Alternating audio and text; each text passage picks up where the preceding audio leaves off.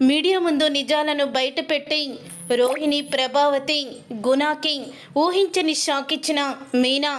అసలు మీనా మీడియా ముందు ఏం నిజాలను బయటపెట్టింది, ఏం జరిగింది అనేది ఈ వీడియోలో తెలుసుకుందాం. పార్వతి అయితే శివ చేసిన పనికి షాక్ అయిపోతూ ఉంటుంది. ఇక ప్రభావతి శివని అలా కొడుతున్నప్పుడు ఇక అడ్డం వెళ్తుంది. పార్వతి అయితే వదిన, ఈసారికి తప్పైపోయింది, క్షమించు వదిన, వాడు మారిపోయాడు వదిన అని బ్రతిమలాడుతుంది, కాళ్ళు పట్టుకుంటుంది. కానీ ప్రభావతి కోపం మాత్రం చల్లారదు. అప్పుడే ఇక శివని ఇంకా కొడుతూ ఉంటే ఇక అడ్డెళ్తుంది. పార్వతి అయితే అడ్డుపడిన పార్వతిని పక్కకి తోసేస్తుంది. ప్రభావతి ఇక అలా తోసేయడంతో ఇక కుప్ప కూలిపోయి స్పృహ కోల్పోతుంది. పార్వతి అయితే స్పృహ కోల్పోయిన పార్వతిని చూసి మీనా అందరూ కూడా షాక్ అయిపోతూ ఉంటారు. అత్తయ్య, ఏంటి ఆవేశం, మీరు రండి అని రోహిణి ప్రభావతిని అక్కడి నుంచి తీసుకువెళ్ళిపోతుంది. తర్వాత పార్వతిని హాస్పిటల్కి అయితే తీసుకువెళ్తారు. తీసుకువెళ్ళిన తరువాత ఇక బాలు అయితే అక్కడికి వచ్చి జరిగిందంతా తెలుసుకొని షాక్ అయిపోతూ ఉంటాడు. నేనే తప్పు చేశాను మీనా, ఆ వీడియోని డిలీట్ చేసేస్తుంటే ఈ పరిస్థితి వచ్చేది కాదు, ఎవరో కావాలని నా ఫోన్ని కొట్టేసి ఇదంతా చేశారు అని అంటూ ఉంటాడు. బాలు అయితే నాకు తెలిసి నేను గుణానే అనుకుంటున్నానక్క, ఎందుకంటే ఈ మధ్య నీ మీద నా మీద బావ మీద పగతో రగిలిపోతుంది ఆ గుణానే, ఖచ్చితంగా ఇది గుణ పని అయి ఉంటుంది అని అంటూ ఉంటే గుణ పనని నీకెలా తెలుసురా అని అడుగుతూ ఉంటే నేను అనుకుంటున్నానక్క, అతనికే బావ ఫోన్లో ఉన్న వీడియో ఉందని తెలుసు అని అనగానే గుణాకి మీ బావ ఫోన్ ఎవరిచ్చుంటారు అని అంటూ ఉంటుంది మీనా. నాకు తెలిసి మీ తోటికోడలు రోహిణియే గుణాకి ఫోన్ ఇచ్చుంటుంది వదినా అని అనగానే అంతా కూడా విని షాక్ అయిపోతూ ఉంటాడు బాలు. మీనా, నీకు గుర్తుందా, ప్రతిసారి కూడా పార్టీలో పార్లలమ్మ నా ఫోన్ కోసం చూస్తూ ఉండేది. పార్లలమ్మ తన ఫ్రెండ్ విద్య ఇద్దరు కూడా నా ఫోన్ కోసం ఇక ఎప్పుడు పడితే అప్పుడు ఎదురు చూస్తూనే ఉండేవాళ్ళు. బొమ్మల కొలువులో కూడా నా ఫోను పార్లలమ్మ దగ్గరే ఉంది అని అంటూ ఉంటాడు బాలు. అవునండి, నిజమే అని అంటూ ఉంటుంది మీనా. ఆ తర్వాత ఇక శివ అయితే గుణ దగ్గర తన మనిషి ఉంటాడు. ఇక శివతో అతను క్లోజ్గా ఉంటాడు. అతనికైతే ఫోన్ చేస్తాడు. అలా ఫోన్ చేసిన తర్వాత రోహిణి ఏ ఫోను ఇచ్చిందని గుణకి, గుణ అది సోషల్ మీడియాలో పెట్టాడని చెప్పి ఇక అంతా కూడా తెలుసుకుంటారు. అలా తెలుసుకున్న తర్వాత ఇక రోహిణికి అలాగే ప్రభావతికి గుణకి కూడా బుద్ధి చెప్పాలని మీనా అనుకుంటుంది. ఇప్పుడు ఏం చేస్తావు మీనా అని అడుగుతూ ఉంటాడు బాలు. ఇంటికి వెళ్దాం పదండి, రే అమ్మ జాగ్రత్త అని మీనా అయితే ఇక బాలుని తీసుకొని ఇంటికైతే వస్తుంది.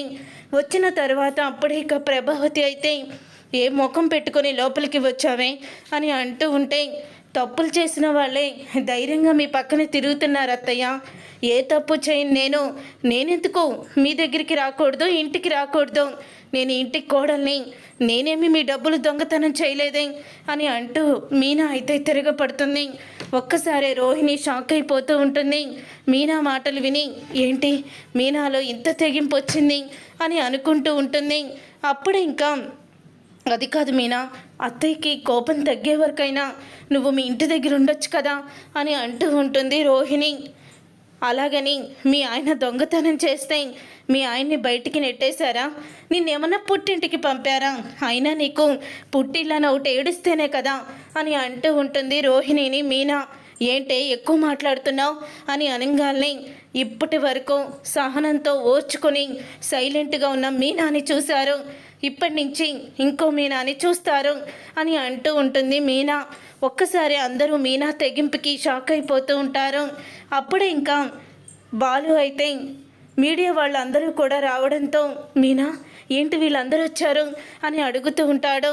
నేనే రమ్మన్నాను, ఆ రోజు మీ గురించి ఆ గుణ సోషల్ మీడియాలో తాగి ఇలా డ్రైవ్ చేస్తున్నారని మిమ్మల్ని ఎంత ఇబ్బంది పెట్టాడు, ఇది కూడా వాడి పని అయి ఉంటుంది, అందుకని ఆ రోజు ఆ సమస్య ఎలాగైతే తీర్చానో ఈరోజు ఆ విధంగానే సమస్య తీర్చబోతున్నాను అని అంటూ ఉంటుంది మీనా. ఒక్కసారి రోహిణి షాక్ అయిపోతూ ఉంటుంది. అమ్మో, ఇది తిరిగి తిరిగి నా మీదకే వచ్చేటట్టుంది అని షాక్ అయిపోతూ ఉంటుంది. అంటే మీ తమ్ముడు ఇంటి పరువు తీస్తే ఉన్న పరువు నువ్వు తీయాలనుకుంటున్నావా అని అడుగుతూ ఉంటుంది రోహిణి. ఎవరి పరువు ఎవరు తీస్తున్నారో ఇప్పుడు నేను చెప్పే సమాధానం బట్టే ఉంటుంది అని అంటూ మీనా అయితే వాళ్ళ ముందుకు వెళ్తుంది. ఏంటి మేడం, మీ తమ్ముడు ఇలాగా మీ అత్తగారి దగ్గరే డబ్బులు కొట్టేశాడు, మరి మీకు ఏమాత్రం బాధ అనిపించలేదా? మీ తమ్ముడు ఎందుకు ఇలా చేశాడు? మీ కాపురం ఏమవుతుందని మీ తమ్ముడు ఆలోచించలేదా అని మీడియా వాళ్ళు అడుగుతూ ఉంటారు. నా తమ్ముడు మా అత్తగారి దగ్గర డబ్బులు కొట్టేయడానికి ఒక కారణం ఉంది అని అంటూ ఉంటే, ఏంటి మేడం అది? ఒకరోజు నా తమ్ముడు నన్ను చూడ్డానికి ఇంటికి వచ్చాడు.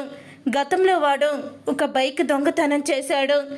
అదే మనసులో పెట్టుకున్న మా అత్తగారు మా ఇంటికి నన్ను చూడ్డానికి వచ్చిన నా తమ్ముడిని అనుమానించింది. తన పెద్ద కొడుకు నా తమ్ముడు కాలేజీ బ్యాగ్ తీసి దాంట్లో పుస్తకాలు, తను పెట్టుకున్న క్యారేజీ అంటే అన్నాన్ని కూడా కిందకి పోసేసి వాడిని అవమానించారు. ఆ తర్వాత ఇంకొక రోజు మా అత్తగారి ఇంట్లో మా బావగారే అంటే మా అత్తగారు పెద్ద కొడుకు పెళ్ళాన్ని హనీమూన్కి తీసుకువెళ్ళడానికి డబ్బులు లేక మా మావయ్య రిటైర్మెంట్ డబ్బులు వస్తే వాటిల్లో 1,00,000 రూపాయలు కొట్టేసి టికెట్లు కొన్నాడు. ఆ 1,00,000 రూపాయలు ఏమైపోయాయా అని ఇంటికి వచ్చిన నా తమ్ముడిని మా అత్తగారు అనుమానించి నా పుట్టింటిని మా ఇంటికి పిలిపించి అవమానించింది. ఇవన్నీ చూసి భరించలేని నా తమ్ముడు ఆ రోజు ఆవిడికి కూడా అంతే బాధ కలగాలని అలా దొంగతనం చేశాడు అని అంటూ మీనా అయితే నిజాన్ని బయట పెడుతుంది. అది విని ఒక్కసారి షాక్ అయిపోతూ ఉంటుంది. ప్రభావతి అయితే మా అత్తగారు నన్నేమి నెత్తిన పెట్టుకొని పూజించదు, ఎందుకంటే నేను పేదింటి నుంచి వచ్చాను, పూలు అమ్ముకునేదాన్ని. మిగతా 2 కోడళ్ళు కోటీశ్వర్ల ఇంటి నుంచి వచ్చారు. ఆవిడికి డబ్బు మనుషులు తప్ప పేద మనుషులు పనికిరారు. ఇన్ని రోజులు గుట్టుగా సంసారం చేసుకుంటూ వచ్చాను, కానీ నాలో ఓపిక సహనం అన్నీ పోయాయి. ఒక ఆడదాన్ని సాటి ఆడదాన్ని అని ఇంత కూడా మా అత్తగారికి జాలేదు. మా తమ్ముడిని కొట్టి మా అమ్మని పక్కకి నెట్టేయడంతో మా అమ్మ ఇప్పుడు తలకి గాయమయ్యి హాస్పిటల్లో ఉంది అని అంటూ నిజాన్ని బయట పెడుతుంది. మా తమ్ముడు ఒక్కడే ఈ పని చేయలేదు. మా తమ్ముడు వీడియోలో ఇక్కడ ఫైనాన్సర్ అయిన గుణ కూడా ఉన్నాడు. అది మీరు చూడలేదనుకుంటా. వాళ్ళిద్దరూ కలిపే చేశారు. ఆ గుణ ఎక్కువ వడ్డీకి డబ్బులు ఇచ్చి పోలీసులకు కూడా లంచాలు ఇచ్చి వడ్డీతో పేదవాళ్ళ రక్తాన్ని తాగుతున్నాడు. వాడు అంత దుర్మార్గుడు.